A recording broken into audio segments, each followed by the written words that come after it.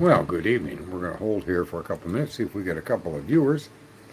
This is your host, Sergeant Friday, and good evening. I figured I would do one more stream on the Idaho4 and learn a lesson until more things develop. But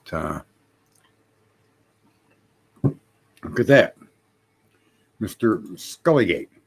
Let me get up to my chat up here. Hang on there. Comments. There you go. A few people are starting to populate the stream. Let me think here. Let me think. Edit. What do I want to do? I want to give, this is it. No, this is it. Anyway, good evening, everybody. It's your host, Friday, host with the most. And Mr. Friday. Never been in the police nor the military. My name, Sergeant Friday, is reflective of the TV show and movie, Dragnet, with your top cop, Sergeant Friday. Just the facts, man. Just the facts. And that's kind of where I've been with on the entire case. Scully, you're welcome to jump up here if you'd like. Anyone is. That's why I put the link in this room. But I, for a lot of people know me from last July or whenever he pled guilty. I kind of drifted away, and I drifted away because I think there's a level of entertainment. I mean, this stream is in the entertainment section because they don't offer a true crime section as far as I can find. So my stream is also in the entertainment section. I think this is more educational or more reality than it would be entertainment. But true crime is really entertainment for most people that watch true crime. And this case has become a who did it case. And I don't mean to be disrespectful, but I think that's the most ridiculous thing to do when you're sitting at a computer screen or on your cell phone, that you're going to look at all of this information and decide who did it. I can't really comprehend that viewpoint. I just don't think it's appropriate. I think it's kind of crazy when you think of it. For me, my opinion is it's kind of crazy. How are you going to solve the case? I just don't get it. Now, I personally think that there are things we can determine based on the information that's been given. I think we can come to a common understanding of what is and what is this information telling us, right?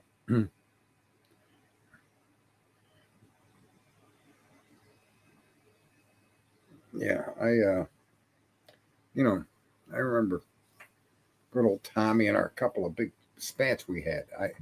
I just find it difficult to try to solve a case that I don't think, in any way, shape, or form, any of us have that capacity to do. I mean, we can guess from Brett Kopacka to drugs to blase, and you can make your argument that those are the doers, but you can't really close the door on any of these particular woulda, coulda, shoulda. And I just don't like it. It's like, for me, it's like debating whether Bigfoot is real or not. I mean, if you believe something, then I really have no interest in carrying on a discussion about your belief, right? If you believe in Buddhism or you believe in Muslims or Christianity or Catholicism, I respect that you have a belief, especially spiritually, and I'll discuss that with you. But always remember, when you believe something, it becomes a part of your identity. And so anytime when you're in the belief of things, anytime contravening information is pushed your way, you push it off to the side, or you ignore it. You don't consider it. That's one of the problems I see with what's coming out streaming. And I don't want to be an influencer as far as trying to get people to see things my way or be the definitive voice on who did it. I just don't think. I mean, there's a couple of these channels out there that do real well. They're entertaining. They're skilled at what they do, but I mean, so are con men. And I, again, I associate with a lot of these people. I'm not trying to throw any like barbs at them or something, but we can get down and discuss in 18,000 different ways what the cop did or didn't do on the band field, and what this person did, and who those people were running around, and what this person may. I mean, that's the entertainment of it all, and I just don't really have the stomach for that. To me, it's a tragic event, and a tragic event. However, the tragic event does come forward with data, and does the data match what we've known? No, I've never been a police officer, nor have I been in the military. That name Sergeant Friday is from the TV show Dragnet, or for some people that are younger, you may have seen the movie. And Sergeant Friday, just the facts, ma'am, just the facts. Yeah, so I don't really think there's a lot of entertainment value. Although, again, I'm an outlier. I'm definitely a different type of person when it comes to information. I see information in an isolated box. The data has to say something. The data is telling us things, and it's not telling us who did it. But it's telling us things that are just kind of almost they're almost unarguable facts, right? You can't argue with a round wound that punctures 4 inches deep into a victim. That's an inarguable piece of information. It is what it is, and it can be nothing else but a round wound that penetrated 4 inches and approximately 3/4 of an inch in diameter. On a previous show, I showed a weapon that would do that, and it certainly is not a K-bar. Now, that wound definitely speaks to the fact that something other than the K-bar was used. The data that they've given us tells a story, but that story is isolated. It's in isolation. You don't have any information, or there is no factual data to support the allegations that the Moscow Police Department laid at the feet of Brian Koberger.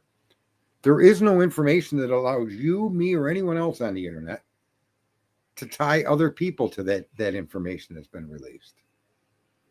There just isn't. I mean, we can have all the opinions in the world on all kinds of different things, and that, that's fine. But when the opinions generally are based on what I believe or what I feel, and when you're dealing with information, feelings and belief are a tough thing to incorporate, because once you cross that line, anything that contradicts your feeling or your belief becomes argumentative. It gets discarded by the person. It becomes part of you. And so you almost feel attacked when someone contradicts you or makes a point that contradicts the way you feel or believe. And I'm that contrary kind of a person. I mean, that's I can't help but try to point that out to people. Is Bigfoot real? As far as we know with the evidence, no. No, there's no real evidence of Bigfoot. Not a single piece of solid evidence that can confirm the existence of Bigfoot. And you really can't tell that to somebody that's a believer. Right? I don't believe Brian Koberger did or didn't do this crime. Right? I mean, I don't think from the data they put in the probable cause affidavit, there is no information within that particular piece of data that tells you Brian was at that house. Really, if you're objective and you read it for what it says, it tells you he wasn't at the house. It literally tells you that. It screams that. And yet the mainstream media and a lot of the people that want to believe in a narrative, believe that he did it, have a tough time seeing what's right in front of their nose. But when somebody tells you that there is no contact near that house by that phone for 2 hours, then that's exculpatory data. That data is telling you that you can't locate this particular individual. Therefore, your information is to the benefit of the so-called accused. Not that this is another thing too. Lena did a little bit on this, but I don't know if she did enough with this. A probable cause affidavit requires certain things on a legal bar. Let's call it a legal ladder, right? And you've got to climb the ladder till you get the conviction. So if your ladder has 12 runs on it, you've got to climb to the 12th run and get your conviction through a jury, right? That's the final step. But early stages of any accusation, and in my state, they're called an accusatory instrument. And even in Idaho, and this generally is through the breadth of the legal levels that permeate through the country, is that your accusation needs to include information, okay, Factual information, not your opinion. Okay? Your opinion is only good when you have factual data to support it by. So if I'm a witness, or okay, let's go. I'm the accused. And I'm accused of breaking into an apartment and stealing firearms. And there's no witness to this. Okay? But there are fingerprints of mine. Right? That's a fact. My fingerprints exist within the realm of the crime scene. That's a fact. That's probable cause. Okay? That could be used as an accusatory instrument to allege that I committed the crime. And that's fair. There's a witness. Somebody could say one or two people, and this would be hearsay, but it's acceptable for an arrest across the country. I saw that man exit the building, okay, carrying something in his hand, get into a white truck and speed off. Now, that person's information doesn't confirm that it's me, but the closed circuit TV catches a man jumping in a vehicle and speeding off, and they identify the truck as belonging to me. That's evidence for an arrest. See, there's facts involved in these arrests, facts that you can't dispute, you can't question, and they're unambiguous. Now, it doesn't mean I robbed the store. But because they're factual, they present to the people reading the document that there's a likelihood of my involvement in the theft, be it the guns or in the other circumstance, the store that was robbed. And this is what you look for as a magistrate or a judge in issuing arrest warrants, is a likelihood that the information supplied by the police connects directly to the accused. And you can't find that in the warrant against Brian Koberger. The guy should never have been arrested. That warrant literally should have been denied. And the judge should have told the police that these are the things I need. Blah, blah, blah. And she can come right out and say, what do you need? The policeman can say, to reach a level of probable cause to arrest this guy. And the judge can disclose that. There's no secrets here. It's not rocket science. And you just don't see that. His phone stopped connecting to the network. Well, that's not evidence of a crime. That's not evidence of his presence at a crime. His phone is one among many phones that disconnected from the network. The video of the automobile isn't evidence of Brian Koberger's presence at the home. It's not direct evidence of anything. It's your opinion as a policeman. But your opinion isn't really evidence. You see? My opinion is hearsay. It's not evidence that I was involved in the crime. And so now the car isn't legitimately a viable tool. They tried to make it, and they successfully got a judge to sign the warrant. Obviously, we are where we are. But if you look at the way the warrant's written, it's written in a way to give the impression that we know where this guy was Tuesday. We know where this guy was after the crime. We know where this guy was the following week, 2 months ahead of time. We know he was at Walmart. We know he was at a gas station. We know he was that. You see that in the warrant. And that's an attempt to suggest that, of course, we can track this guy. But it isn't evidence of anything. Because those locations that you actually clearly can identify Brian in his car have zero to do with the crime itself. Zero. Nothing. They're from days, weeks, months ago. Have absolutely nothing to do with his car and him on that particular night. So let's be clear right from the start. This entire case had nothing to stand on. Not one fact that connected Brian to the location and to the crime itself.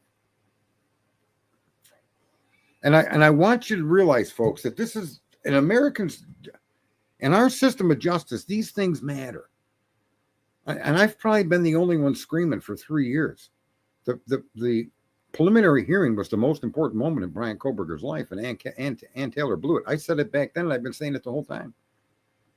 A preliminary hearing is an important part of the case. In any situation to which somebody's accused, you or a loved one or me, is accused of a crime. Because the preliminary hearing is the first time that the accused can confront the accuser. And it's the only time, and the first time, that you can directly confront the evidence without a jury, without judgment, other than that of the judge. And it's the first time that that evidence has to be held up to existing case law. Okay? Existing laws that have been litigated and shown to hold weight, that evidence needs to be held up to that mirror. Does that reflect the existing no standards of the existing of current case law? That's why a preliminary hearing is so important. And in this particular case, there's no judge in the world that would have actually held Bryan Kohberger in custody because there was no evidence in the probable cause affidavit.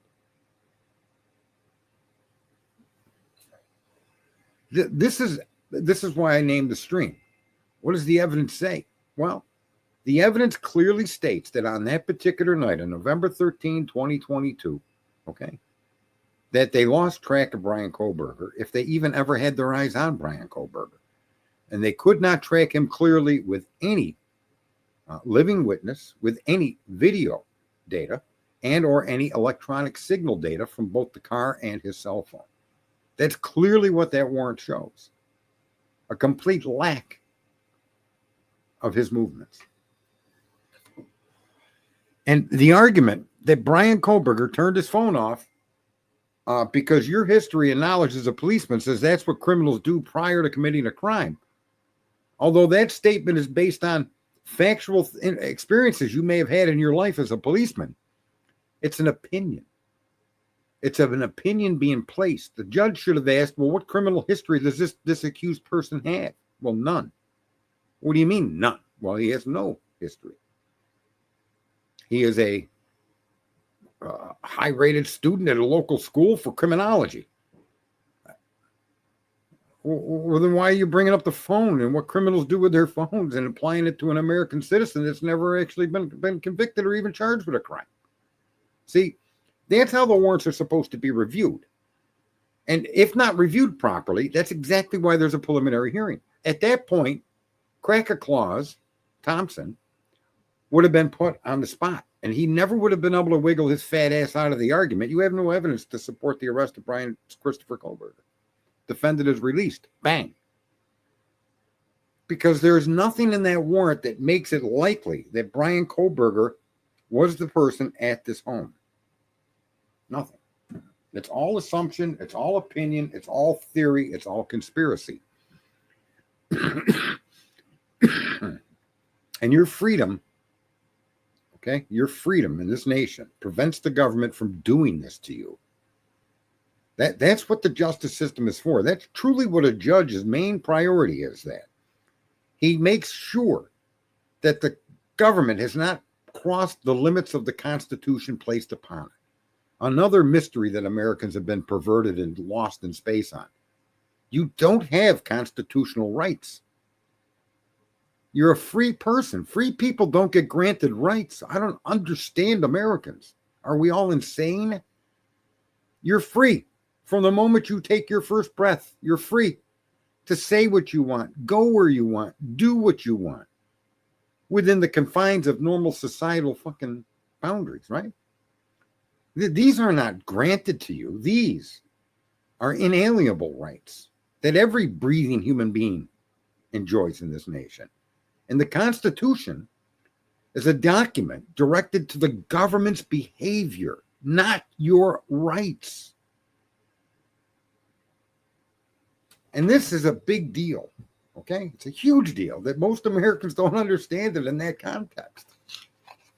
I got rights. No. The government has limits. The limit is you can't just pull me over and yank me out of my car and search my car. That's not because I have a right. It's because I'm a free individual in a free nation in the Republic of the United States of America. You, sir, are a government fucking entity. And you can't behave that way towards the citizenry. Period. That's what it is. And in the application for an arrest warrant for a multiple quadruple homicide and burglary, there's nothing in that warrant that places Bryan Kohberger at that house at that time of the crime, on that day, at that night, at those hours. Nothing. Therefore, that warrant should have been done.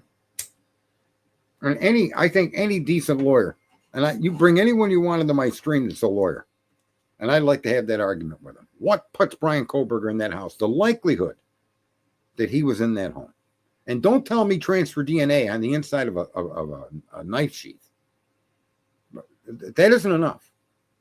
In every case where transfer DNA has become the main issue to convict, those cases have been overturned over and over and over again. I was watching television the other night, the FBI files. I hate watching those shows, but I just tuned in. And they're talking about, we collect evidence at scenes looking for even transfer DNA. Now they're trying to call it touch DNA. They're trying to imply that transfer DNA shows up on items because you touched it. Well, 70% of the dust in your house is dead skin cells. That's transfer DNA. You lose 5 billion skin cells a day, 5,000 of them a second. That's how much skin you shed. Microscopic particles of skin. Your transfer DNA is everywhere. Everywhere. It's not science. It's not a scientific piece of information that actually can be used unless, let me give you an example, unless there's a rape and your transfer DNA is on her throat, your transfer DNA is on the cuff of her sleeve, your transfer DNA is on her pants, your transfer DNA is on her door handle, and there's no other sign of anybody else being on the property other than people that are familiar to the victim. Now, when you have multiple trace DNA or transfer DNA in a crime scene and no other, that's pretty solid. But other than that, Amanda Knox was convicted for transfer DNA. Many people were convicted on the fact their DNA was discovered. And in this case, it wasn't actually a discovery of transfer DNA. It was some voodoo magic of IgG. Okay? It's crazy what they did. But even before we get to the DNA, never forget that in the Koberger arrest, there wasn't a single piece of information that connected Brian Koberger to that crime that could ever have been proven. And let me just say to you folks, why I'm telling you this, because you know, if you've been watching this case, that the prosecutor himself during the plea deal said that exactly. So let's back up to what I said in the beginning. Now, I want to see someone tell me that a preliminary hearing wouldn't have killed this case. When 2.5 years later, everything that I just said is supposed to be in the arrest warrant wasn't. And then 2.5 years later, after some Stockholm Syndrome bullshit of locking this guy up, he pleads guilty, right? Or even if he committed the crime, he pleads guilty. What does the prosecutor say? We have no evidence and no information to connect this person to the fucking house, to the victims, or anything. And that's what a preliminary hearing would have gotten crushed. That didn't change in 2.5 years. Imagine if in 2 weeks, which is the basic time limit from the day you're arrested to the day you're brought forward to a preliminary hearing. Ann Taylor is a paid public defender. Her job is to waive and delay and jerk off on the preliminary hearing. Go sit in a courtroom for a day. And every kind of criminal case that comes forward, they're always waiving the preliminary hearing. And I can't tell Americans enough, there's just no way to do that, man. There's no way you should accept that. There's no way you can accept that because you have between 14 and 21 days at the outside for the court to stand forward because your freedom you're stuck in a cage, bro. This is America. Government just can't stick you in a cage, bro. They need solid information to hold you in a cage and to take you off the street or to go to your apartment, wherever they obtain you as a person. From that moment forward, the clock starts ticking. They have to justify what they did immediately. And an American citizen, for somehow people have been convinced, you waive the preliminary, so you plead not guilty, we'll waive the preliminary hearing. No, Your Honor, we're not waiving shit. I'm going to be waving at your courthouse, okay? I'm going to be waving bye-bye to this jerk-off prosecutor. That's the only waving we're doing here. I want my preliminary hearing. And I want it now. But Ann Taylor didn't do that. And what happened when she delayed the preliminary hearing? Well, instead of having the judge review the information, Bill Thompson took it to a grand jury, to which we now know was a clusterfuck of fucking bullshit, and got the grand jury reluctantly to agree to indict Brian Koberger, therefore bypassing the preliminary hearing. That's all the lawyer's fault. That's not Brian's fault. That's the lawyer's fault for cooperating with her friend, okay, her co-worker, Bill Thompson, Ann Taylor's co-worker, Bill Thompson. That's what the evidence shows us so far, folks. That's right from the start. The cooperation of the public defender on behalf of Brian Koberger, cooperating with the prosecution of the state of fucking Idaho, the town of Moscow, that cracker-claws looking piece of shit, Bill Thompson. I'd have ran that fucking guy over and backed over and ran over and backed over and ran. I'd have ruined that guy. He'd have had to quit his job if I was Brian and he'd bring me to a preliminary hearing. That'd be the last court fucking hearing you'd ever be in, Mr. Thompson. It was unsustainable, the accusation at that point. Now, that doesn't mean that Brian couldn't have been brought back. Doesn't mean he couldn't have went to a grand jury and got an indictment. But what it does mean is that in the initial arrest, okay, Mr. Koberger could confront the evidence. And the evidence that they had at that point in time was, well, I believe, and it's been my experience, and I got this blurry video, and there was jerk shit in that indictment that would have held him in jail. But again, not to say that he wouldn't have went to jail, but that's still no reason. That's still no reason to tear apart the prosecution's work and kick him in the balls for arresting him on quadruple homicide with absolutely no evidence and not even a likelihood that he was at that house. Not even the simplest likelihood. Not one piece of evidence supplied a likelihood. It proved an unlikelihood.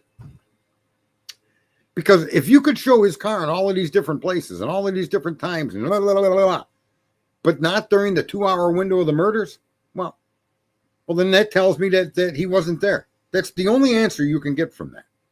I don't want to hear, well, it was nighttime, well, it was the camera. What? Listen, that's the problem the police have to overcome. You need a clear image. You need a witness. You need a clear piece of data. And they didn't have it. And case Sarah with this case. Now we move forward, right? You move forward into now the guy's been arrested because he was indicted.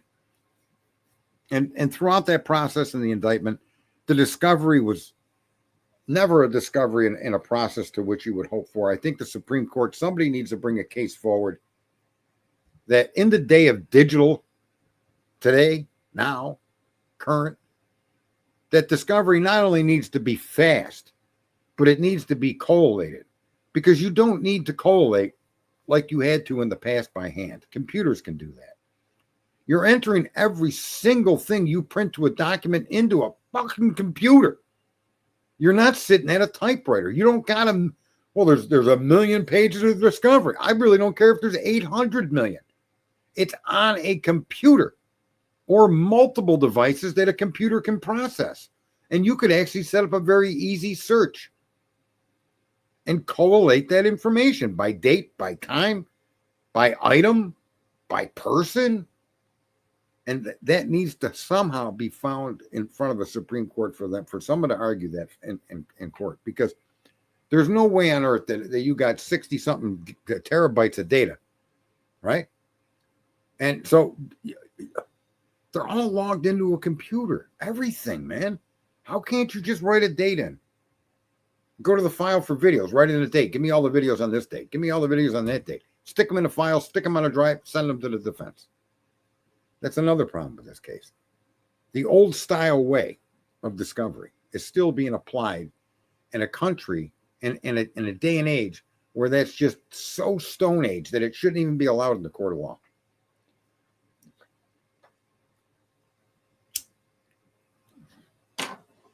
Everything that was discovered so far, I think, and this is one of the reasons I did come back from my hiatus. Everything discovered so far tells the same story that the prosecutor told on the day Brian Koberger pled guilty. That none of it can put him at that house. None of it can put him at that crime. None of them can put him around any of these people or any of these people's people. None of their friends. None of their neighbors, none of their coworkers. Can't put this guy near any of these people. Not their families, not their friends, not their associates, not their employers, not their school, not their teachers, not them personally, not their hangouts. You couldn't find any more removed than if you just went to Pakistan and picked up some remote guy and tried to connect him to me. Good luck. That's basically the information they had about Brian Koberger and the victims. Nothing. And I'll tell you something else, too, that a preliminary hearing does. A preliminary hearing puts the prosecutor on notice that you're not playing games. A preliminary hearing puts the prosecutor and the court on notice that this individual is interested in his rights being, not his rights, interested in keeping the government on the right side of the fence when it comes to the limits they're not supposed to cross. It puts the judge on notice. You got to do a job here. And you're not going to charge me with a quadruple homicide and the idea my phone was turned off. Or on the idea my car is white. I mean, that's like saying I'm black. Oh, it was a black guy that did it, and he's black. No. That shit don't work, man. Although, unfortunately, there's times where it has. It just shouldn't be applied to a car, to a human being. He's Hispanic. He's Asian. Well, yeah, so what? Anyway. What the evidence says is that Brian Koberger wasn't there. And I'm not going to say that he was or wasn't there. I'm just telling you the evidence tells us this, not me. I'm not telling you he wasn't there. I have no way to know. Neither does anybody in this universe except Brian. No one knows if he was there or not. So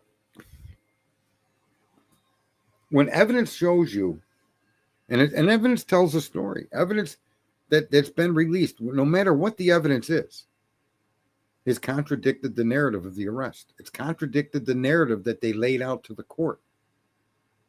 And more even insanely gross is the evidence presented to the court, folks, is evidence that suggests not murder and for the sake of murder. The evidence suggests torture. Literally, it suggests torture. I don't know how many of you read those autopsy reports and how many of you read them multiple times. But the types of damage done, the types of wounds inflicted, okay, the depth of the wounds is an important thing. The direction of the wound from back to front. What do you mean from back to front? What do you mean an 1/8 inch deep, a 1/4 inch deep? What do you mean? How could a frenzied battle with a K-bar knife cause a circular hole to drive 4 inches into the victim, beginning at about a 1/2 inch in thickness and wind up a 3/4 of an inch at the end of it? How can a K-bar knife cause serrated wounds? If the wound that they're arguing is serrated isn't deeper than 5.5 inches, because the serration on any K-bar knife that has a serrated edge, a survival type knife, the serration is at the handle end of the knife, not the cutting end, not the tip. It's all the way up on the back end of the knife. So a serrated edge cut would mean that wound has to be consistently fully penetrated by the K-bar knife. So you would expect to see anywhere where serration is mentioned, a 7-inch wound. You don't see that. You see back to front wounds. You see very shallow wounds. And very shallow wounds and what was supposed to be a frenzied attack to commit murder shouldn't show anywhere. And unless they were deflected wounds, they hit a rib and moved and bounced. You see a rib about a 1/4 inch deep. There'd be damage to the bones. There'd be a reason for the depth of the knife to be stopped. And on every one of these victims, you have more shallow wounds than you have depth wounds. On 3 of the 4 victims, you have the subclavian artery and subclavian vein being pierced and cut, which is next to a nerve pack that, when hit, incapacitates the left side of the body and the vocal cords, which would support Dylan and Bethany's argument there was no screaming. Although I'm sure that's a whole different argument. But the point is, when you read the autopsies and look at the attack, in a frame of mind that makes you try to understand, how could this cut only be an 1/8 inch? This one a 1/4, this one a 1/2 inch, this one 4 inches, this one 3 inches, this one 7 inches. All of those ancillary attacks that are shallow, I think even the attacks on the legs of Ethan, even though they may have said he held his legs up, I don't think he held his legs up in just a defensive stance. I think he held them up to block what were not intended to be initially killing blows. I think the only one that really took the hellacious beating with the knife and the depth and all of the chaos and the cut hands and that was poor Zana. But I don't see how the argument can't be made that the two girls in the upstairs bedroom weren't alive while these shallow wounds were being made, weren't conscious during the time of these shallow wounds. These shallow wounds aren't post-mortem. These shallow wounds were bleeding wounds that happened during the event. And I think there's just way too many shallow wounds to discount the fact that tells you there's something else. There's some other formula at play here. Somebody, I mean, you strike somebody with a knife. Go get a pillow and start striking your pillow with a knife in a frenzy attack to kill. And show me how many of those wounds end up going back to front or are very shallow wounds. And you're going to have almost none. Shallow wounds are intentional wounds typically inflicted upon somebody that's being tortured while they're awake, while they're alive, while they're being choked. The variation of the wounds clearly point to multiple weapons in the home during the time of the crime being used on the victims. It's almost an inarguable point. A K-bar knife can't make a hole. A K-bar knife can't do what's been done to poor Kaylee, or even Xana. There were a couple of weapons used on Xana. I think when you really sit back and look and pay attention to the shallow injuries, ask yourself, how would a frenzy murderous attack result in that many shallow wounds across all four victims? Doesn't add up, man. It just doesn't add up that was part of a frenzied attack.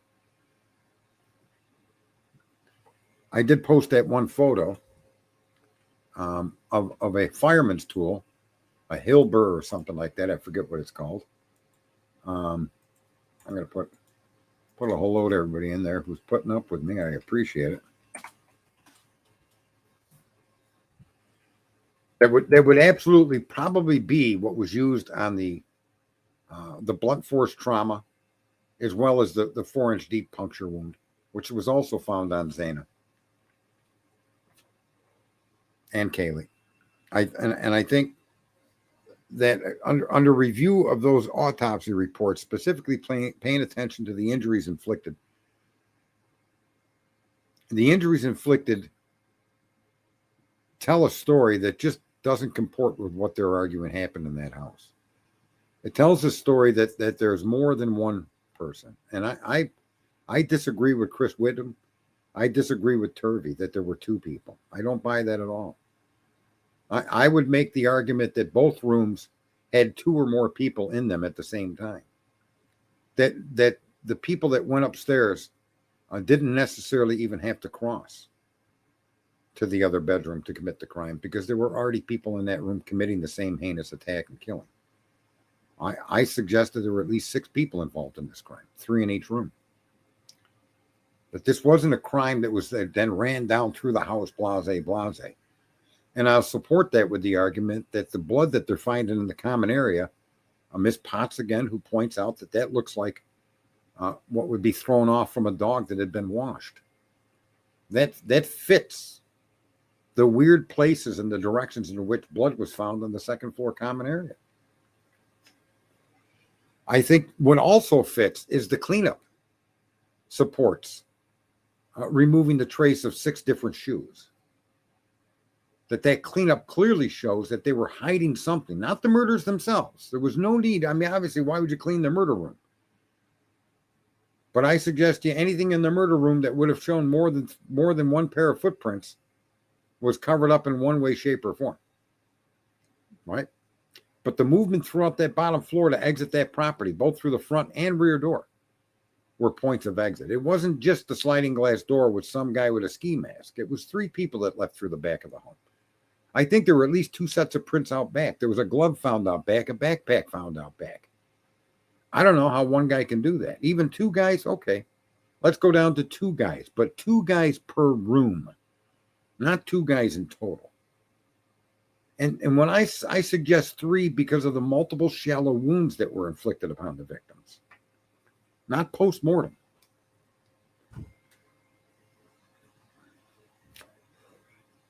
I suppose from what I can see from the crime things, my personal opinion based on thinking it through and reading things over and over again, I didn't think six people by accident. I think when you combine all the information, you combine the horrificness of the crimes, and then you look at the other exculpatory evidence, which is clearly exculpatory. You clean the floors, both out through the kitchen and through the entire area. You did that. Why? Well, because you didn't want as many footprints to be shown. And they did happen to find one footprint by Dylan's door, a latent print. And funny enough, is they used that in a probable cause affidavit. This is another reason why you should have challenged in a probable cause hearing the arguments made, because we find out that the shoe print found at Dylan's room was a shoe that they found in the house. You see how important that preliminary hearing would have been if Ann would have done her job, or if he would have had outside counsel. So now we know the shoe print by Dylan's door came from a shoe that was left on the property, or was always in the property. Man belonged to Dylan herself. We don't know. I don't know who the shoe belonged to, but it was found within the property. Therefore, that argument in the probable cause affidavits, there was a shoe print showing the direction of the killer took, consistent with Dylan's statement that she saw a masked man in a black outfit heading towards the sliding glass door. That statement is false. It's a lie. The evidence contradicts that. That shoe print in Dylan's door doesn't show any shoe print of any killer leaving the fucking property, because the shoe was left behind and or was part of the property before the crime occurred. Your probable cause hearing would have destroyed that argument. Or they would have had to lie about it, which they would have. But do you see how important that hearing would have been? Where we are today wouldn't exist if the probable cause hearing was held by Ann Taylor. This stuff would have been revealed. They wouldn't have dared hold evidence back. They may not even have tried to prosecute Brian Koberger. All because Ann ignored the need for that hearing. Because Ann's been trained to waive probable cause hearings. Because Ann's been trained to cooperate with the prosecution. I'm not saying Ann's corrupt or Ann's in on anything. I'm not even going to go that far with anybody. The system is corrupt. The whole system is broken. And it's broken because we, the people of the United States, allow the system to operate the way it operates. The checks and balances that are in place within the judicial system are not to fucking convict you. The checks and balances are in the justice system specifically to protect you from government overreach. Period. End of story. You can't shortcut that if you're an American citizen. Even if you committed the fucking crime, you don't shortcut it. Because I did rob those guns. I did get into that apartment. I did leave my fingerprint on door hinges. I did take those guns. I did sell those drugs, those guns, and buy drugs. I did it. But they couldn't even indict me on that. Because I was the manager of the complex and I was painting that hallway that week. And on that very day, I painted. Therefore, there's a reasonable explanation for my fingerprints to be present. Next. That's why you make all these arguments and you force the prosecution to put forward the evidence they have against you. Furthermore, when you get into the evidence, you keep looking at the timelines. The timelines don't seem to be consistent to match up with the crime itself. And you can make the argument that the timeline was altered. Not to fit the crime, but to fit the argument they were making against Koberger. Pardon me. You can make that argument because at 2:27 in the morning, the battle begins. And the battle is joined. And the screaming and the pain and the oh my and all of that took place. You can also make that argument, support that argument on the simple fact that it took them a year to provide Ann Taylor with that footage. And the most important information is not that it took a year, but the argument for the delay was they said this. They were trying to organize the audio with the video. That's the argument the prosecution made. And it wasn't until 2024, I think. You know who knows is Lucy. Although Lucy did give me one bad piece of information just in case she's out here or she's not. Someone share that with her. She did give me some in it once. Just once, though. Just once that I'm aware of. Lucy, Morning Star. What else? So anyway, where was I? The evidence. The evidence points to multiple perpetrators beyond two perpetrators. The evidence points to both rooms were descended upon almost simultaneously. The fact that Ethan's blood is on the stairwell leading to the first floor suggests that that's an exit for the perpetrators that were inside of Zaina and Ethan's room committing the crime. And they exited out the front door. That supports an open front door that was seen later on. The evidence shows us this. Right?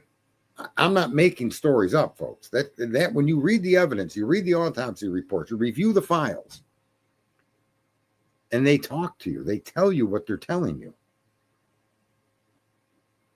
How did Ethan's blood get there? It was used as an egress by one of the by one of the killers. Why was the door open? Because the people that aggressed the property left it open behind them. Same thing with the sliding glass door. So you mean to tell me both the front and back door were left open? I am telling you that because that's what the evidence that was given to us says. Except they ignored the evidence of the front door being open, given to a unfucking connected witness, someone that would have no ties to the victims or to anybody, out walking his dog that witnessed that early morning hours of the 13th. And it was open for quite a long time. It was open before he walked by. It was open after he walked his dog for an hour and came back through. That's a piece of information that tells you a story. That means somebody aggressed that property. A lot of people want to say it's Bethany and it's Dylan. I don't buy it. I don't buy that at all. I suggest that part of their stories are absolutely true. I'm not exonerating them, and I'm not really going anywhere with them to say I think some of the information they gave you is absolutely true. I think when I posted an image of that weapon, I think when she said she thought initially the person was a fireman, is because one of the perpetrators might likely be a fireman known to her to be a fireman. I don't think everything she said was a lie. I find it interesting that she can talk in circles, but when you see some of the things in some of these conversations, and I used to make this example about Joe Biden, and I don't want to get too political, but I want to be very clear. Joe Biden, in a lot of responses, and a lot of his actions, and a lot of his behavior showed you some dementia-oriented old man. But talk to him about the crimes his family had been committing. And Joe Biden was the sharpest tool in the fucking shed. There was no stuttering. There was no hemming and hawing. There was no wandering around. There was a direct focus and vision right at the person bringing that topic up. And Joe attacking and beating that person back verbally. Every single fucking time throughout all of his presidency, Joe Biden, as unconscious as people argued he was, and as unconscious as what I'm telling you was an act, as unconscious as all of that came off, the minute you asked that man about his son, you asked him about Burisma, you asked him about the laptop, you asked him about the diamonds that were given to his kid from Russians, all of this is documented fact. Ask him about any of that, about his brother, okay? And immediately, Joe Biden would become the sharpest tool you ever seen in your life. And then he would nestle back into this bullshit that he's dementia, fucking crippled, stupid, walks the wrong way. I don't buy that at all. That he was completely mentally incapacitated. And I'm saying this because it's the same act as played by Dylan. I don't know. It could have been. It might have been a dream. I'm not sure if it was real. I can't focus. I know I watch a lot of crime stuff, but when you start asking her certain questions, Dylan Mortensen talks just like you and I talk. Dylan Mortensen can carry on a conversation in an absolutely normal tone of voice with no confusion and no problem whatsoever. There's many examples of that in her interviews. And people focus on all the discombobulation. I mean, that shows she's lying. And so I support that in many cases she did lie. So I'm not here to defend her. But what I am trying to point out is that was an act. That nonsense, that bullshit was an act. That isn't Dylan Mortensen's everyday interaction with people. When she wants to lie or she wants to distance herself from either you or from a situation, that's how Dylan Mortensen behaves. And she's behaved like that her entire life since she was a kid. But in no way, shape, or form is that girl not sharp or not smart. That's what they may have bought, or that's what they may have played the song for. But that isn't Dylan Mortensen. That's a reasoned response. That's a a practiced, lifelong response to things that she wants to avoid, deny, or not be a part of. She's done that her whole life, I guarantee it. Talk in circles like that. But you can hear her in a lot of different tapes and situations where none of that circle jerk talk is happening. And that's Dylan Mortson is very smart. She's very manipulative. And she's very comfortable with doing what she's doing, right? It's not even a conscious thought to behave that way. It's a natural response. And how she deals with situations that she has a desire not to be a part of. And I'm sure she does that with guys that hit on her. That shit comes out. For two reasons. One, she wants to, hang out with you and get laid. Or two, she wants to get rid of you. So in that situation, it's useful for either or. And in this situation, her distancing herself from any knowledge or any understanding or any part of the crime, that behavior tells me that there's a lot more to her than meets the eye. And then those moments where her clarity and her conciseness and her ability to have conversation with full words with no ambiguity tells you who she's capable of being when she wants to be, when she's not trying to hide something. So I don't have any lost love or any desire to protect a woman, nor Bethany. I think both of these young women knew something happened that night. They're conscious of it. I suggest the people that committed the crime knew them, as well as the victims that were killed horribly in that house. I suggest that because the evidence states that. The evidence screams that. And so when you have that kind of information and you weigh it against what he pled guilty to, it's a travesty of justice. It's unimaginable. There are many people free that were involved in that crime. And it's their little secret. Until someday it may not be. Someday somebody may break. Someday somebody may need to share what they did or to share what they know against those that they were with to protect their ass from some kind of consequence. And that's the chaos. Because I'll give you a secret. If you decide to lead the life of a criminal, you got to do it alone. 100% alone with no electronics involved ever. If you want to be a good criminal. You never, ever incorporate anybody into your fucking schemes, ever.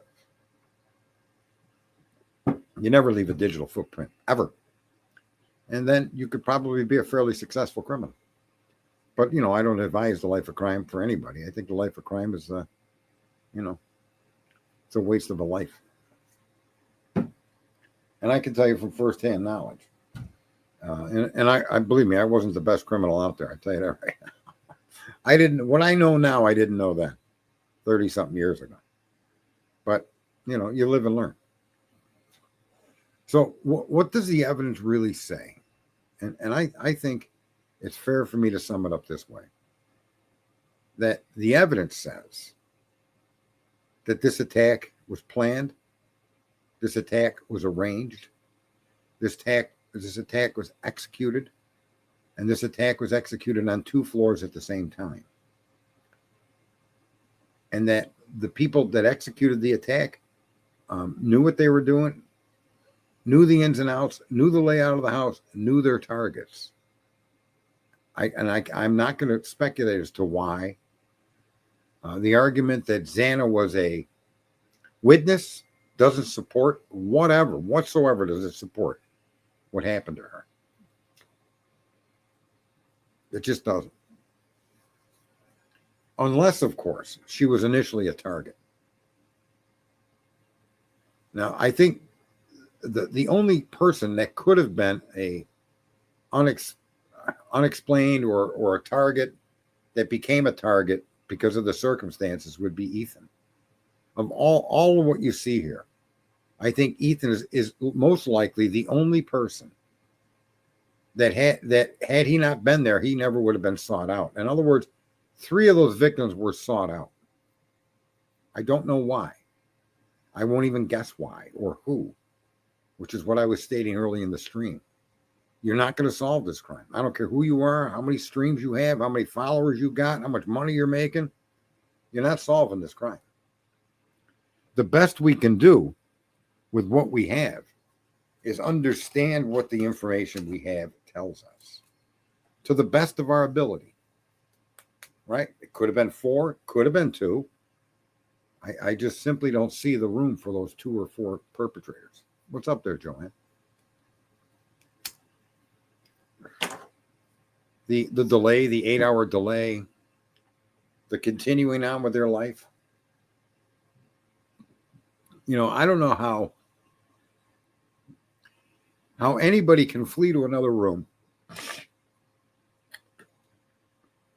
after the terrifying incident that she witnessed, after seeing her friend on the floor, which the only question you need to ask is, how often have you seen Zana so drunk she slept on her floor with the lights on and her door open?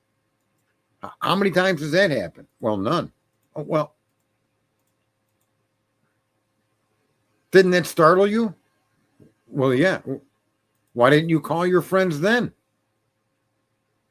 Well, no. Why didn't you call your friends then? You need to get an answer out of her. You were scared enough. Okay? To call the victims, to text the victims, to text your friend that happened to still be awake down on the first floor. You were scared enough that when you looked out, you saw this man, you so-called saw this man. You were scared enough to then flee to the downstairs bedroom and on the way see your roommate laid out in a way that you've never seen before. The house was lit, according to her own statements. And you were scared enough to run and lock yourself into Bethany's room, but not scared enough to call the police. Forget the police. Not scared enough to call Hunter. Not scared enough to run out a house and knock on a neighbor's door. Nothing. No action whatsoever, but continue on with your day as if nothing absolutely was fucking wrong. That's just unimaginably untrue. There can't be any truth to that. Those series of events don't lead to, well, I didn't know. I thought she was sleeping. No, I'm sorry. The sequence of events prohibit that from being real. And any human being with an IQ above 60, even someone with Down syndrome, would have recognized an event happened in that home and that young woman laying on the floor that you've never seen like that before. Yeah, there's danger. You'd have ran to them. So you can't justify anything Dylan said other than to say that she's lying, and you can't really pinpoint why she's lying.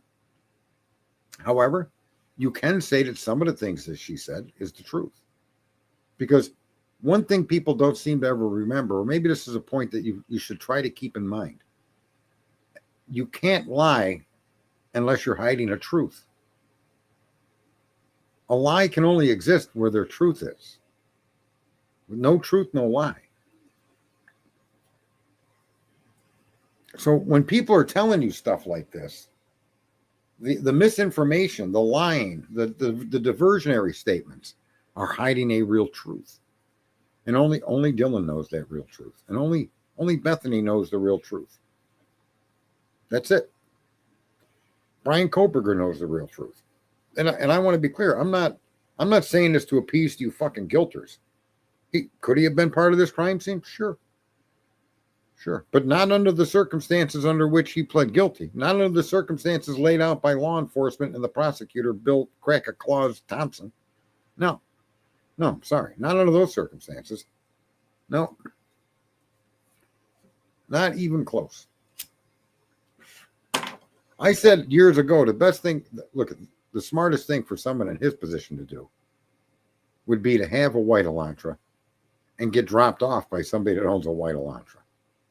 Right? Just a different year, make, model. That would be mind-blowingly genius. Because, again, nothing can connect that. As a matter of fact, when you listen to the story about the Elantra and their argument that that's his car, when you listen to that story, it almost exactly matches the DoorDash driver's story of getting lost and being confused and not knowing where the house was. Right? Let's review that story. Right? Well, did anybody check? Did anybody subpoena DoorDash and see if she's ever made a delivery to that home in the past? You mean to tell me that all the years that woman's lived there and all the time she's worked on DoorDash, she's never delivered to 1122 Queen Road? Ever? Huh. Well, paint me pink and call me a pony. Imagine that. No one's even questioning that. But her description of her movements are almost consistent with the bullshit movements of some vehicle coming in and out like it's lost, backing up, going here, going there, turning around, going around the building, coming down the side, parking out front. It all matches what they were saying happened that night, at least to a large extent. In other words, you can match the arguments of the movement of the vehicle to the DoorDash driver, which would support the idea that she'd never been to that house again. That's the argument she's making in her story. Not me. That's the information, that's the evidence that we've been given. That tells me the woman had never been there before. And in order to support her information, that she was there for the reason of delivering DoorDash, a DoorDash to which she picked up and purchased herself, ordered and picked up and brought to that home, which was known years ago. In order to support her statement, for them not to review all of her deliveries for the last 12 months, or as long as she's been employed by DoorDash, it's just irresponsible, and it's a perversion of justice that witness came forward and told the story she told, that you have her on video being there and doing these things, right? At least walking the dog and pulling out front. And yet, I don't know, doesn't seem to make sense. Her movements pretty much match the movements they argue was part of some white sedan that happens to be suspect vehicle 1. Suspect vehicle 1, as observed on Ridge Road, going from Pullman to Moscow on a route that he never took, meaning that the car that they call suspect vehicle, this has always bothered me too, and more streamers should point this out. Suspect vehicle 1 is 100% not Brian Kohlberger, right from the fucking beginning. And said that it's the wrong car, the wrong way, at the wrong time. I remember arguing with Jeff about this, but the vehicle they tracked coming out of Pullman is not Brian Kohlberger, because Brian Kohlberger's phone goes south and disconnects and connects to another tower going south. So the argument that suspect vehicle 1 is Brian Kohlberger is a patented lie. The vehicle that went towards Moscow couldn't be fucking Brian. It's proven by themselves, not me. It's not me looking at video and trying to decipher all this stuff like so many of these streamers do. It's their reporting on it and the actual facts that were given to us, the public, that the car that left at 2:47 a.m. and headed towards Moscow is suspect vehicle 1 is could be true. Let's call it true, but that proves Brian Kohlberger isn't that guy. That occupant or occupants of that vehicle are anybody except Brian. Anybody. That crazy guy in Pakistan I told you to go find and match up to me. He's in the car. Clearly, the evidence shows it wasn't Brian's car. That's what the evidence says, not me. That's not my interpretation of floundering through and trying to figure out what the Linda Lane video and the Linda Lane... I don't know what people's attempt to solve this case and how it's become almost a fetish for people. And it is what it is. I'm not judging anybody. It just isn't for me. I don't know who did it. I may never know who did it. And my analysis of the evidence is mine and mine alone. You know, people can ask, well, what makes you more capable? Well, what makes me more capable is the simple looking at the information, and just it tells you that vehicle that left towards Moscow from Pullman wasn't Brian's, because Brian's car connected to the network at 2:54 going somewhere else. So how could it be the same car? It can't be. It's just not possible. So that eliminates Brian Kohlberger. And it eliminates him because the government said that was suspect vehicle 1. Not me, not you. That Bill Cracker's Claus Thompson said that was the car. And Ann everybody praises Ann and loves Ann and da. Well, Ann works in a system, and she's trained to work in that system, and that system is the system that it is. It's like that all over the country. It's been perverted. It's been shortchanged, and a lot of people have been convicted for things they didn't do. But I've always been a proponent that convicting somebody under the justice system in the United States should never be easy. And everything needs to be supported by a fact, not your opinion. Okay? Your opinion is fine when you see me walking out of a store that was just robbed. Your opinion that I did it is fine. Right? If imagery in the store or the person that was robbed identifies me, then your opinion of me leaving the store is accurate. You see, you have to be able to support it. And the entire probable cause affidavit was written to try to support the argument that the transfer DNA could only end up in that home if he was there that night, which is complete bullshit. Because none of the arguments they make are real. They're not factual. They can't be supported with proof. Only opinion. An opinion with no evidence is not an opinion, or is not evidence against you. The police's interpretation of things is only valid if it supports a solid point of evidence or fact. And sometimes, folks, even though the evidence and the fact does support the opinion, that doesn't honestly mean that that opinion is accurate. A lot of people have been unjustly incarcerated and convicted of crimes or pled guilty to crimes because of the arguments these police and these accusing people make against somebody. So it's like a very fine line that has to be walked. And, I mean, I said right in the beginning, I had a lot of people hating on me, that the police work in this crime was so bad that I hope this kid committed it and he gets set free. Maybe that'll teach Americans something. Maybe people will open their damn eyes and say, wait a minute, how could that be? How could a criminal get set free? Well, why don't you learn something about your justice system? More importantly, why isn't the justice system ran in such a way that's consistent with what you think or you see on TV? That's the problem. The problem is there's too many TV people out here. This whole idea of DNA, but in the end, it's a statistical analysis. Even when it comes to paternity tests. And worse when it comes to IgG. It's even worse. Now it becomes down to your opinion of the information that's statistically laid out in front of you. That's even worse. There's more contamination of human fucking error, which is intense. There's human errors all the time. I make a lot of mistakes. I don't know. What's up there, Claypool? What's the word of the day? I did put a link in there for what's his name, but he bailed. He bailed. What's up, Suzanne? Yeah, Miss Claypool. What the crap are we listening to? Who knows? Nobody knows. Nobody wants to know.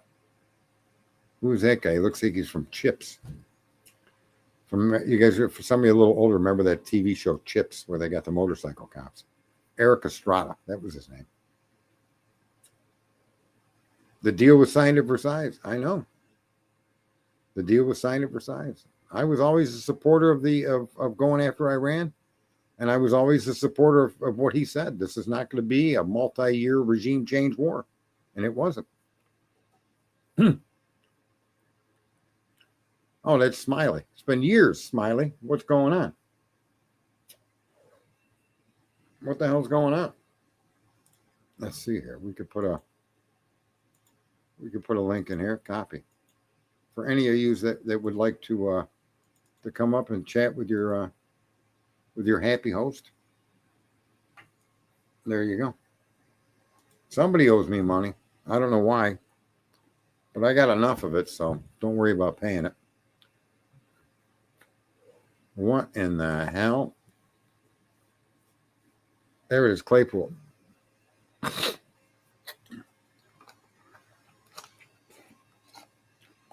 Yeah, so anybody can click that link. You could join StreamYard. You can have a discussion with me. What was I going to say? But in this network of the Idaho4, and in the realm of the data that's been released, a huge bet. I don't know how. Well, how much and for what? How much and for what?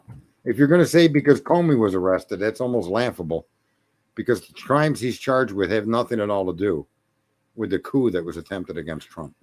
But go ahead. Speak up on it. They have everything to do with his book. They have everything to do with his 4786. And they have everything to do with the contents of that book that he was promoting and pushing prior to putting down 8647 and prior to the release and sale of the book, which the book itself was about euphemisms and things that are being discussed and said that suggest violence. That's the whole scope of the crime that he's being charged with. It's got nothing to do though with his position as the FBI director during POTUS would be impeached. Well, I mean, but he wasn't impeached. They had a hearing to impeach him, but it failed twice. To be impeached is to be convicted. Like Bill Clinton was impeached. He wasn't, he was impeached. Clearly, Bill Clinton was impeached. Nixon avoided impeachment by stepping down. But to be impeached means that the president, the Congress voted to impeach, and they didn't. So I'm sorry, you're inaccurate, sir. No, that's the truth of the matter. You can't tell me I've been convicted of a crime if there's no crime conviction. But for the Congress to bring it forward and move it, that's not impeaching somebody. Those are just procedural moves. Yeah, but those are just procedural. They're the process under which you can impeach. But impeachment can only occur with the vote from the Senate and Congress, or I think the Senate. So was President Trump impeached? No, not even close. Overwhelmingly voted not to impeach. Not, so I said they wouldn't, and they didn't. Well, they did go after him, yeah. But you're arguing that he was impeached, and that argument just isn't factual because he wasn't impeached. And they went after him for that. They went after him for everything, right? They went after him for the phone call. They're not doing it this time, though, are you? Look at that. Claypool, what's your nickname there, Claypool? Dusty. It's not semantics, it's facts. Why are facts always called semantics? Hey, look, if you need $10, I'll send you $10. But I'll ask the people in the room. You guys can vote. President Trump was brought up for impeachment and not voted to be impeached. In other words, it was like a trial, as an example, was a trial for guilt or innocence. And the trial ended in innocence. Right? So number one, was President Trump impeached? Number two, President Trump was not impeached. So you can have your answer. One, yes, two, no. And I'm clear on the fact that he was not impeached. That's it, Miss Dusty. Old as dirt. That's right. Right? Was he impeached? Number one. Was he not impeached? Number two. Were there impeachment hearings? Sure, yeah, there was. No doubt about it. But what was their end result? Impeachment or pass? And it was pass. Number two. Calling that shit semantics. I don't know what the House has to send the files of impeachment to the Senate, and the Senate has the final say. But they're sending an accusatory instrument. They're sending the allegations. All right? Well, I think that was, 7 years ago, 8 years ago. If you need the $10, Smiley, I'll send you $10. Just contact me directly with, I'll PayPal it to you or something. It's not a big deal. But the man, I don't know that I said they wouldn't send it to the Senate. I said he wouldn't be impeached. They're not going to impeach him because we controlled the Senate back then, Smiley. The Senate was Republican back then. So there's no way I would have said they wouldn't send it to the Senate. I would have said if they send it to the Senate, he's not going to get impeached. They're not going to vote to impeach him. I wouldn't have said they won't do what they were going to do. Nancy Pelosi. He's desperate. It's been a bad bet. Bad bet. You two are you both better go back to Discord. If you got a video or a recording of it, then you can hold my feet to the fire.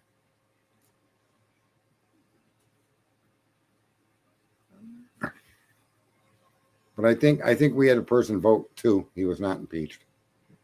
And for $10, I mean, it's just ridiculous. It's just ridiculous. I would pay $10 happily, just so that we didn't have to talk about it again. Anyway, back to the Idaho4.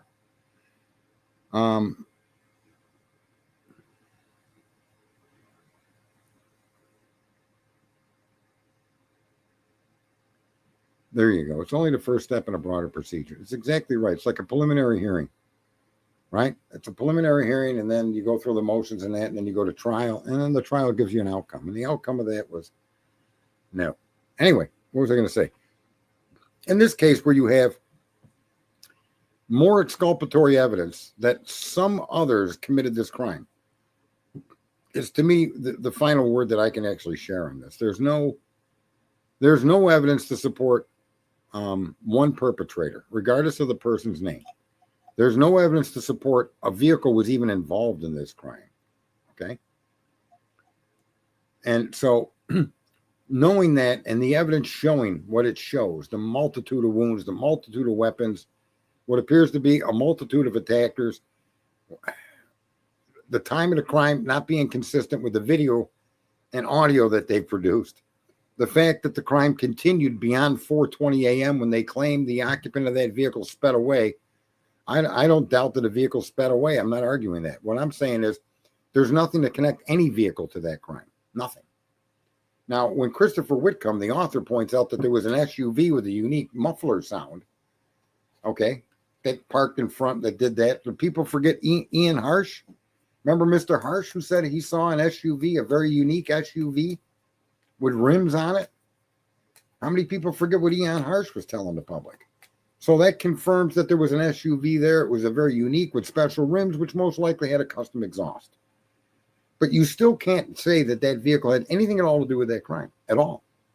Any of the people running around the building, there's no evidence to support that they were in the home. Okay? And if there is evidence, it was never examined. The glove, the blood on the glove, the blood on the railing, the blood in the house, the blood under the nails of one of the victims. All of these things were never examined to find an identity of a perpetrator or anybody, let alone a perpetrator. And so it's you could say, well, for sure these people were involved, but you can't really go down that road. Why? Because the prosecuting attorney didn't do his due diligence, and worse than foremost, the worst thing that did happen is the defense should have had analyzation, and if need be, IgG done on every one of those samples they found. The hair in Ethan's hand, which was different than the hair found on Maddie's bed. Okay? That indicates definitely separate attackers. It's consistent. The story is consistent over and over and over again that multiple perpetrators entered that home and committed this crime. And to just suggest that one guy did this, driving a white car in the middle of the night, a car that you later proved to us has consistently been driving those routes and never stalked or had any contact with these people or any connection whatsoever, even to that neighborhood. The prosecution, let's remember, who proved that? Not the defense. This is why I really have a bad taste in my mouth for Ann Taylor. But again, I'm gonna say that for Ann, on Ann's benefit, on Ann's side of the fence, it's not even a benefit. She's trapped in a system that operates this way. And so she has been in a system for years of her life, and this is how these things work, and this is how these things end. And you know, can you blame her for that? I don't know. Maybe that's one of the reasons they don't want very high IQ people as policemen. Because somebody with a very high IQ may question the nonsense you're trying to spin, rather than just shut up and go do what you tell them to do. Maybe that's one of the reasons higher IQs are not involved in police work. And that's not even me saying that. That's known. There's a case in New York where a guy with an extremely high IQ aced his civil service exam to be a cop, and they wouldn't take him. Right? I mean, they wouldn't accept him. So he sued and won. I mean, I'm too smart to be a policeman. They said, well, the intelligence level displayed by this individual exceeds that of what is normally required to be a policeman. And it's been our experience that policemen with this kind of intelligence level don't stay in the police department. Well, that can't be true for every cop with a high IQ. So it ends up being kind of chaotic. That they look for policemen that'll work in a clique, that'll follow orders, that won't question. And that typically does come from people that don't have, you know, not that normal everyday people don't, but the tenacity to stay after it is one of the problems a high IQ person has. They won't let things go. And they'll stay at it until they get the right answer, or they find out that what they thought was completely wrong, and then they'll move on to something else. That's typically how it should work out, right? And in this case, that probable cause affidavit, I think I ought to have them words printed big, that entire document, just like wallpaper a room with it. Because that's the most ludicrous thing I've ever seen in an accusatory instrument to arrest somebody for four murders and a burglary. A shoe print. It turns out to be a shoe that belonged to the residents of the home. Which resident, we don't know. But clearly belonged within the home. That shoe print used in a statement to suggest that the killer left it there as he left. So here's the deal. And this is another thing, right? If you're going to argue that shoe print by Dylan Mortensen's door was placed there by the murderer, and then you found the shoe in the fucking house, well, then the murderer's in the house. Right? If not in the house at that very moment. Connected to the crime is a relationship to the house, for sure. And connected to the victim, for sure, because their shoes are there. I mean, what the fuck? You can't have it both ways. You can't claim that the killer left the shoe print. Then when you find the shoes in the house that match the print, you just ignore it. Not realizing that, you may have a point here. The wearer of those shoes were involved in the crime, whether it be the cleanup or the murders themselves, right? Or they were a lookout, or that, whatever. But the fact that the shoe, and these people knew it the whole time, that's the worst part about this. The prosecution knew all these truths and wrote these truths in a way to point at one person. And none of them pointed to anybody named Brian Kohlberger. That's the reality of the story.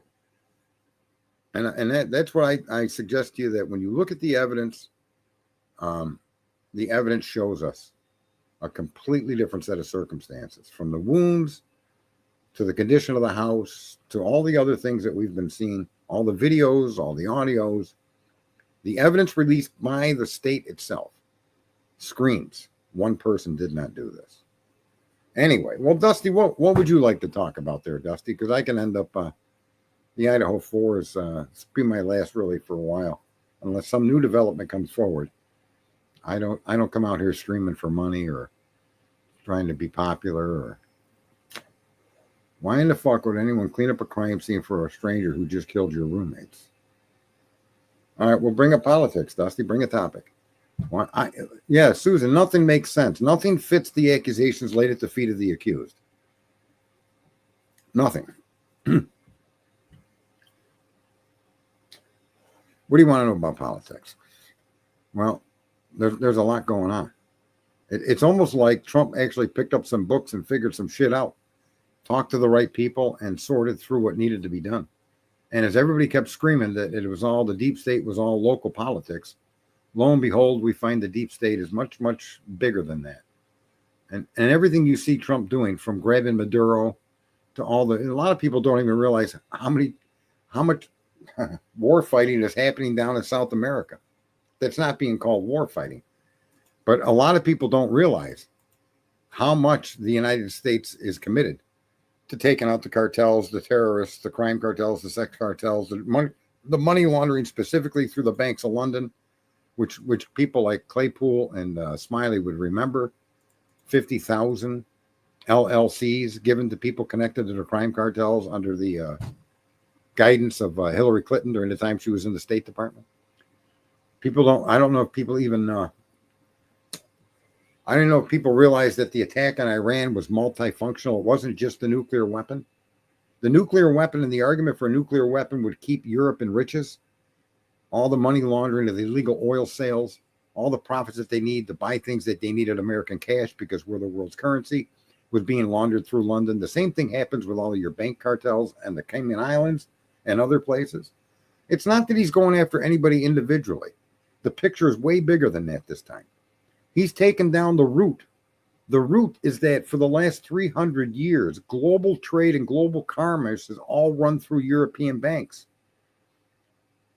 We have not been a sovereign nation. We've been part of a system.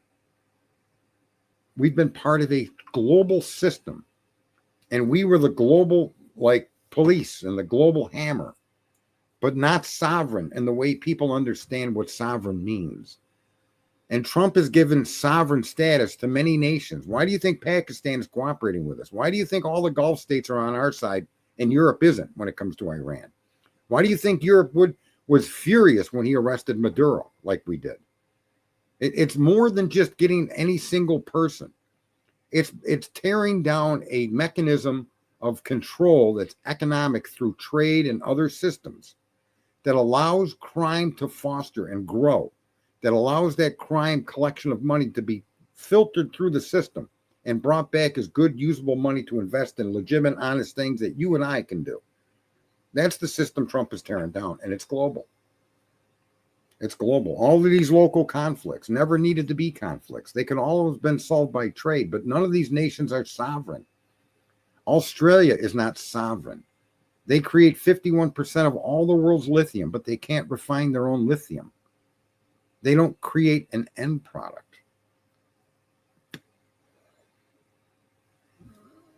It all had to be, and that is ended. We are now investing with the Australia on their land, a refinement, a processing plant for lithium. There's nations in Africa that mine silver and couldn't refine their own silver. They had to send it to France and other European nations to be refined. They'd fill a big cargo ship up with dirt and silver, and then it would go off to get refined. Well, now they're building their own refineries. They kicked the French out. Yep, I listened to them to some extent. But you can actually see it once you realize how big the system of corruption and the system of dark, dirty money, how that's handled throughout the globe. Once you can see that, then you can understand it. This is part of what Russia and China have been pushing back and being part of that system. And now that system is being taken down one step at a time, there should be what we have is actually a global revolution for what's good for people, rather than this global control. I mean, this is something else too. I think a lot of the people that are in true crime don't understand. When you look at what's happening in Europe and you look what's happening in American courts where some foreigner commits some heinous crime and gets released on bond. Whereas in some states like mine in New York, you can assault your girlfriend. Okay, you can punch her in the face, knock her teeth out, get an appearance ticket, and go home. See, that's what they call a color revolution. So America is suffering, and that's being beat back, what they call the color revolution. That's been moving through state by state in the United States. And the party that's totally in bed with that is the Democratic Party, and many senior Republicans go along with it. I mean, I was the first one to say, maybe Smiley and Dusty will acknowledge that. I was the first one to show that the cheating in the 2020 election came from Republican districts. That the only reason Biden won that election was because it wasn't Democrats simply stuffing ballot boxes. That wasn't going to be enough to win. It was voting machines that were switching Trump votes to Biden votes in red districts. Districts where Trump won by 98% against Clinton. He only won 72% to 26% or 28% to Biden. And areas that depend solely on shale, that voted 99% in Pennsylvania, 98% in Texas, voted significantly different with more votes for Biden in 2020 than they ever could have dreamed of for Clinton. And that doesn't make sense because Biden wanted to get rid of oil. Biden wanted to tax and shut down the pipelines and blah, blah, blah. He was anti-oil. And so when you look at the 2020 election, the cheating that won the election for him amounted to 56,000 total votes across 5 states. Yeah, whatever, Smiley. You could take credit for what I did. Whatever. Anyway, and then later on, about a year or two later, an Indian mathematician ran the numbers and came to the same conclusion that I had been saying on election night. At 1 o'clock in the morning, I came right out and said it. That they're stealing the election because they're losing votes in counties they shouldn't lose them in. Florida, Texas, Pennsylvania, in counties that depend 100% on the policies that he had instilled. Right? Yeah, Smiley, you're not even entertaining anymore. You're kind of annoying. Right? And if you're just going to come in here to try to be annoying or an asshole, then just go back to your Discord, bro. You're the first one to do that. I had fucking 4 computer monitors watching the states county by fucking county that night.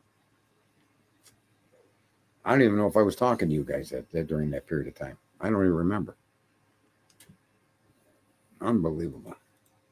Anyway, folks, for the rest of you that are here that are not, you guys in true crime say you don't want to talk politics. when all of the chaos within the crime community is political. I mean, we've got the criminals, yes, but the way these things are handled has been done politically, for political outcomes, for personal benefit or gain, or for local benefit or gain, not for the what's right and what's wrong. And that's been the problem with our court system now for quite some time. And this happens not just on the federal level, but sadly, it happens all the way down to the community level. And that's where it needs to be fixed. It needs to be fixed from the ground up. You can't just fix the federal level and leave all these crazy fucking judges and prosecutors with these chaotic behaviors. It just doesn't get fixed that way. It's going to take a long time to fix all of that inter fucking chaos that boils right down to cases like this. Other cases, right? You stab some kid in the heart over an argument at a school track meet and you're the innocent victim and it becomes an issue of color. Bullshit. If the shoe were on the other foot, they would have went and burned that kid's parents' home to the ground with them in it. We have a cultural problem with a group of individuals in this country that they need to take care of it themselves. And the best way to do that is to hold them to the standard you hold anybody else to. And that's where you see all of these things happening, taking over towns and cities and burning them and this and that. And it doesn't get stopped. It gets protected.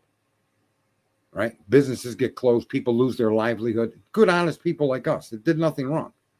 And all of a sudden, some of these people want to set up some little, take your city over, downtown areas of your, no. You're gonna spray paint, destroy our monuments, rip down this, graffiti. Those people need to be held to account. Video surveillance, bring them in, prosecute them, put them in jail. I don't care if there's 150,000 of them that need to go. That's what you need to do. All right? These people across the border illegally that are taking our benefits, lying. They're getting all these kickbacks. They're doing all this shit in all these Democratic states, strongholds and towns. Everybody needs to go to jail. And not knowing or not doing your job as a person in charge in government, you should be punished as well. I mean, there's a lot of work to do here within our borders. But I don't think you can concentrate on doing that work until you clean up the global fucking mess that's been plaguing humanity for at least 300 years through the European nations. that in and of itself, if that's not corrected, then you're never going to save the country itself. Not having control of your own economic destiny is a recipe for worse than disaster.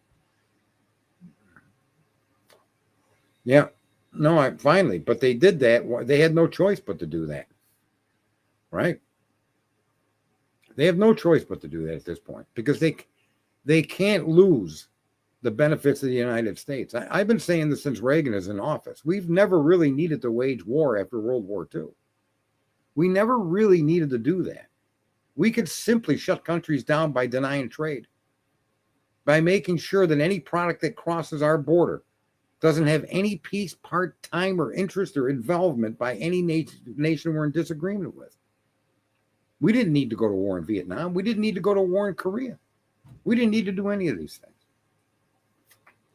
We could have isolated them in China and shut that right down and starved them out. And that would have been the same thing with Iraq. We didn't need to do what we did. We did it though. And that's part of the perpetual wars, the perpetual theft. Right? The human lives have no value except for the value that can be garnered by those in charge through the processing and stealing of your tax dollars to support some conflict that shouldn't even be a conflict. And who's proven that more than any other president is Trump. He stopped 7 wars through trade, not bullets. No more of this argument. You got water and I got rice. I need your water. And then you get your CIA and your MI6 to cause a conflict in those two nations. Meanwhile, you're on the other end of it, pumping their fucking oil, stealing their uranium, taking their gold while they're fighting over water rights. Bullshit. That's the way the globe has been run for hundreds of years. And he's finally the first man to step forward and try to put an end to all of that. He's very successful so far. He's very successful. He said in the beginning it wasn't about a regime change. The Iranian people, if you don't want these crazy Islamists running your government, you fix it. But the problem we have with your existing government isn't that they're crazy Muslims. It's that they're terrorists. They're murderers. They're perpetual dealers of hate and killing. We cannot allow that to exist on this planet anymore. No. And it's not just that you're killing Americans. You're killing people all over the globe with them fucking people. So guess what? We're going to slap the living shit out of you until you scream uncle. And then we're going to move on. And if you start doing it again, we're going to come back and slap the living shit out of you again. Because there will be no reward for being a cunt. Excuse my language, ladies. It's common sense what he's doing. You want to be part of the world community? Like people are screaming, he's giving them $300 billion. No. Those are pledges from the Arab nations that surround that criminal state. Not us. We're not giving them a penny. Nothing. We're not paying them off. They're not going to be able to keep whatever uranium they got left. They're not going to be able to build a nuclear weapon. And guess what? If they start digging deep underground that we're going to see from a satellite, well, we're going to destroy the facility. I mean, I don't understand what people think was supposed to happen with the Iran war, because exactly what he said was going to happen did happen. And now we just signed that memorandum of understanding. It's up to the Iranian government, the militias, whoever's in charge of that shithole. And it's not really a shithole. The Iranian people are Persian. They're not Muslim. The Persian people need to rise up and take those, what do they call them? There's Islamists. Take those Islamists down themselves. It's their country. And it's not for us to do it for them. That could have been a possible outcome. But again, it rests on the contingency of the Iranian people pushing this government out. They can't do it by voting. They're going to have to do it by violence. Time will tell if that's the path the Iranian people take. Right? And the idea we did this for Israel. What a joke. What a joke. Israel is benefiting from this, but that wasn't the reason we went after Iran. Imagine a country that had a couple of 100,000 missiles that they could launch. And you saw it during this conflict. They launched missiles into neighboring countries. The neighboring countries were not participating in the bombing of their territory. They weren't supplying weapons and money. We were doing it. And then you saw what was supposed to be your European allies all run and hide under their fucking mahogany tables, crawl under their chairs. We're not getting involved. Well, fuck you. We don't need you. You need us. And that's if anything's being proven worldwide, that vote today in the EU is absolute proof that they all need us. Well, there's been some internet, but there's also a woman named Goldie out here. I forget her name. She's an Iranian girl that keeps close ties to the country. She doesn't live there. She lives in America. Goldie, I wish I could. I'm bad with names. But it is what it is. And it's time America did what was right. It's time America behaved properly. It's time we stopped trying to change governments. And look what he did in Venezuela. He yanked Maduro out of there, right? And he left her his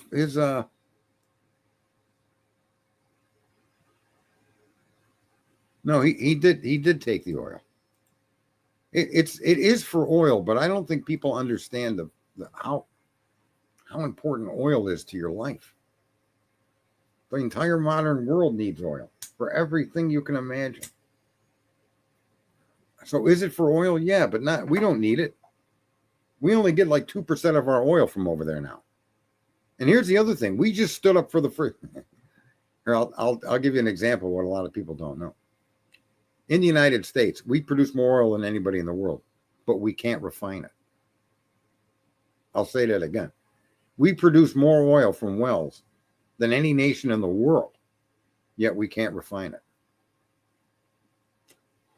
And so what we can refine, and why Venezuela was always a good partner for us, is we can refine heavy crude, thick, sloppy tar pit shit.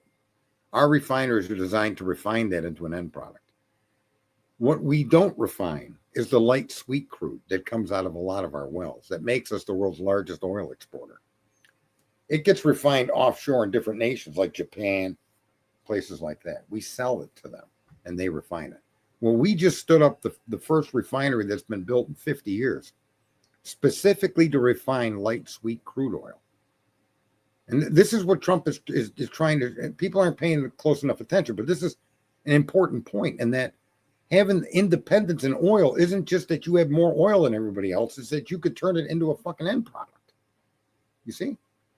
So now we refine light and heavy crude. Boondaba, right? That's what he's doing. Will it create jobs and all that? Yeah, that's obviously it's all part of it. But it's also a movement to independence so that the United States, when it comes to crucial elements, like I don't know how many people know this, but the silicon that they make chips on, there's only one place in the world you can buy that. There's only one reserve of silicon, and that's in the United States. We are the supplier of all the silicon used in all of these chips. And that's an example of being in the stuff under your feet can be turned into something of useful that can then be sold. Yeah, and it is part that he's a businessman, but it's also part that he's taken away the corruption and the chaos that the globe has lived under for hundreds of years. We in our generation don't even understand the colonialism of the Europeans. And we're not talking just England. France, Belgium, Spain, Germany. These people had colonies all over the fucking world, man. I mean, you think of colonies, you think of India. But a lot of African countries were colonized by the other European powers. And the economic system that they left behind has been the economic system the globe has worked with for almost 300 years, including the United States. And that's the key thing that he's destroying. And it won't stop other countries or even us from being successful. It's forcing, like that vote today, as you pointed out, Mrs. Dusty, that vote today is forcing these countries that operated these systems for centuries now have to change the momentum of one world order. They're not going to get there now. That's what a color level revolution is there for. They create all this crime and chaos and violence within a Western civilized nation. And slowly over time, you lose your capacity, even as a citizen, to do anything about it. Your country becomes conquered. Right? And then your rulers become all powerful. That's what you're seeing happen. That's the direction we were going in. And we see that same bullshit happening here. And all the times they arrested and charged Trump for crimes. Every single one of those crimes were dismissed or overturned because they weren't crimes. It's crazy what we've been living through here. And it seems a lot of Americans when they don't have time, maybe. I guess there's a lot of excuses. But Americans should pay more fucking attention to what freedom is. How freedom should operate, how it needs to be defended. It doesn't always need a gun to be defended. I mean, for real, it just doesn't. Sometimes it does. But we defended it very effectively in Venezuela, right? We didn't bomb their country to dirt. There's a perfect example of it. Look what's happening in Cuba. We ain't dropping bombs on Cuba. Cuba's dying. It's up to the people of Cuba to overthrow that government. And in time, that will be the result. I suspect the same thing's going to happen in Iran. And that's just the way it is. So I think that this time his presidency is 10 times better than the first presidency. And if you looked at these two and tried to reflect on the differences are profound, and they're global. They're huge. I don't know how many people have had a chance to look around Washington, D.C., the before Trump and during Trump. It's just a completely different city now. And I was saying during this particular run, when he was running in 2024, that this is going to be a potato chip election. And the example I was giving people was the fact that you can no longer afford a submarine sandwich, a can of Coke, and a bag of chips. You just can't do it anymore. The sub's $20. The can of Coke is $1.99, or $1, and the chips are $2.99. You can't even afford to eat lunch every day with a bag of chips. And chips are still expensive. Not to say that that's been fixed, but what happened was all low middle class and lower income people shifted. Go look at the way the country voted. So I don't think he's getting the attacks this time, Dusty, because he's unattackable in the way he's doing and what he's doing. He's unattackable. That's my opinion between now and back then.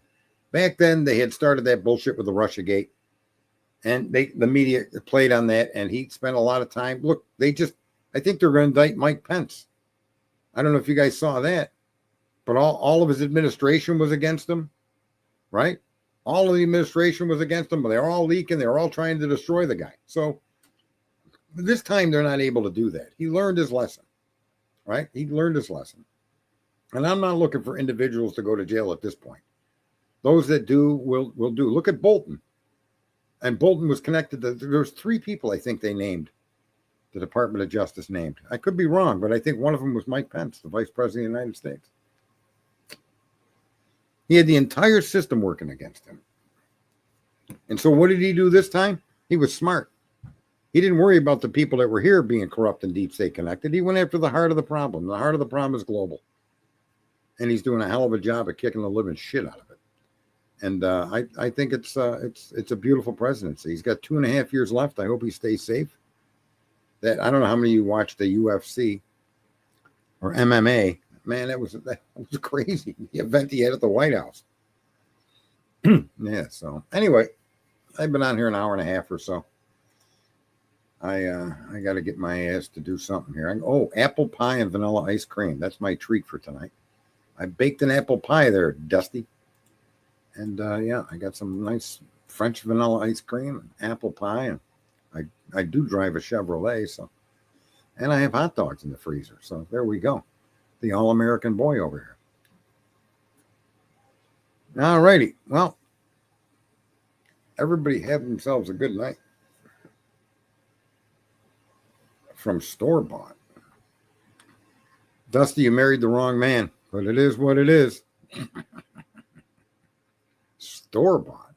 Well, yeah, my hot dogs came from the store. My ice cream came from the store. Are you suggesting my pie came from the store? Like I can't bake a pie? Are you kidding me? I bake like a baker. Oh my goodness, there, Dusty.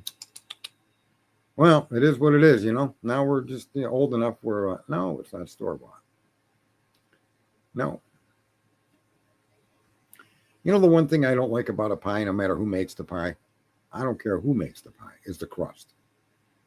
It's just too dry. Yeah, I make my own crust. Rolling pin and fly. Yeah. I mean, it's not rocket science. I think cooking is one of the easiest tasks. And the most important thing about cooking is not just the balance of your ingredients, but the timing of it cooking. That makes everything better. When you know the amount of time something should be in your oven. When you know the proper way to check what's in your oven is cooking consistent with the time that's assigned to it to be cooked. That to me, paying attention to that is probably what makes a cook a good cook, right?